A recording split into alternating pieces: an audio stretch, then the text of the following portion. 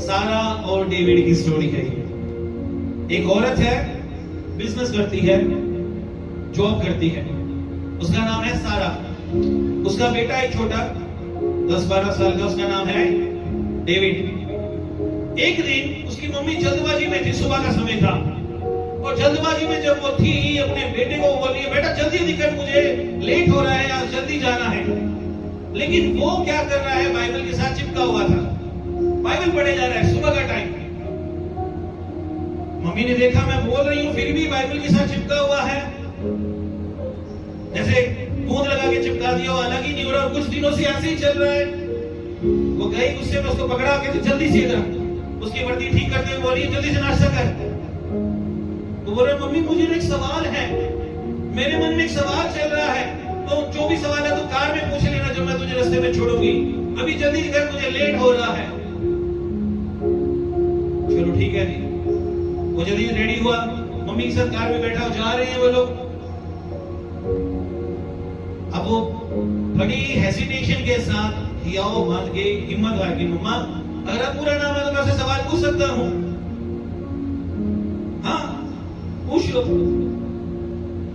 Madam ने दूसरे यीशु के बारे में प्रचार किया था, अब मैं बाइबल में से ढूंढ रहा हूं ये दूसरा यीशु कौन है करके। वो हैरान हो गई, मेरे बेटे को ये गलत शिक्षा कौन दे रहा है, दूसरा यीशु कौन सा आ गया? बाइबल में तो पौलुस ने बोला मैं किसी दूसरे यीशु का प्रचार नहीं करता, मैं उस यीशु का प्रचार करता हूं जिसने क्रूस पे चढ़ा। और उसकी मम्मी को गुस्सा है कि मेरे बच्चे को गलत शिक्षा मिल रही है, अब मैं काम पे तो बाद में जाऊंगी, पहले कहां जाऊंगी? सीधा स्कूल में जाऊंगी। उसको गुस्सा आया, अच्छा वो सीधा स्कूल में गई, प्रिंसिपल के ऑफिस में गई, आप हमारे बच्चे को क्या शिक्षा दे रहे हो? बच्चा घबरा गया, मम्मी इस तरह से क्यों बात कर रही है? उस टीचर को बुलाओ जो नहीं आई है और मेरे बेटे को गलत शिक्षा दे रही है। बुलाया गया टीचर को, वो टीचर आई, हाँ जी मैम क्या हो गया? आपने मेरे बेटे को किसी दूसरे यीशु का प्रचार किया? नहीं नहीं, मैंने तो बाइबल में से जो यीशु मैंने उसका प्रचार किया। बेटे को, हाँ तू बता भाई, तू बोल रहा था दूसरा यीशु करके। वो बड़ी हिम्मत जुटा के कहता, मम्मा जो मेरी मैडम ने यीशु के बारे में बताया है ना, वो यीशु कहते हैं बड़ा नम्र स्वभाव का है, वो बड़ा दीन है, वो बड़ा प्यार से बात करता है। लेकिन मम्मा जब मैं तुम्हारे जीवन को देखता हूँ, जब तुम पापा से लड़ते हो, जब तुम गुस्सा करते हो और तुम भी यीशु को मानते हो, मुझे लगा कोई दूसरा यीशु है करके, क्योंकि बाइबल में जिस यीशु के बारे में बताया गया है तुम्हारा स्वभाव तो वैसा है ही नहीं करके। उसकी मम्मी वहीं पे रोने लग गई, उसकी मम्मी वहीं पे रोने लग गई कि वाकई में मैं खुदा के साथ चलते हुए भी बाइबल वाली बातें मेरे अंदर नहीं है और मेरा बेटा ये सब चीजें ऑब्जर्व कर रहा है। हालेलुया। हमें हमेशा इस बात का ध्यान रखना है, आपके बोल्ड डिसीजंस आपके बच्चों के ऊपर इफेक्ट डालते हैं। जैसा आपका स्वभाव रहेगा वैसे उनके ऊपर भी आएगा। खुदा भी ये चाहता है आप वैसे बनो जैसे खुदा है। आप कभी भी अपने जीवन के अंदर इस बात का ध्यान रखिए, आपका जो स्टैंडर्ड है, आपकी जो मेंटालिटी है, आप खुदा को वहां नहीं लेके आ सकते।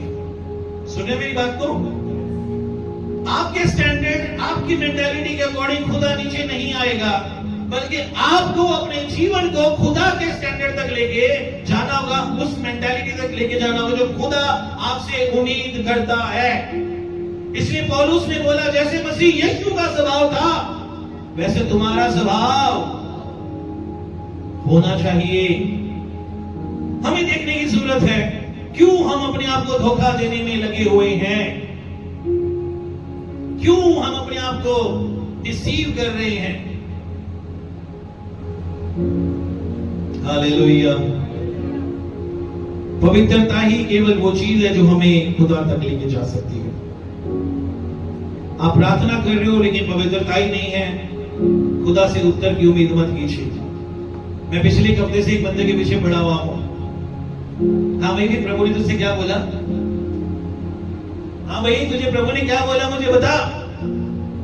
क्योंकि अक्सर बहुत सारे लोग बोलते हैं ना खुदा मुझसे बात करता है। मैं उनको एक बात बोलना चाहता था, उससे भी बोला मैंने, जब तुम आज्ञाकारिता में नहीं चल रही, तुम खुदा के कलाम को नहीं मान रहे, तुम्हारे अंदर विश्वास योग्यता नहीं है, तुम्हारे अंदर संयम नहीं है, तो जैसे लोग इस यीशु की आवाज सुन रहे हो करके, किस यीशु की आवाज सुन रहे हो? क्योंकि इन सब के साथ यीशु नहीं चल सकता।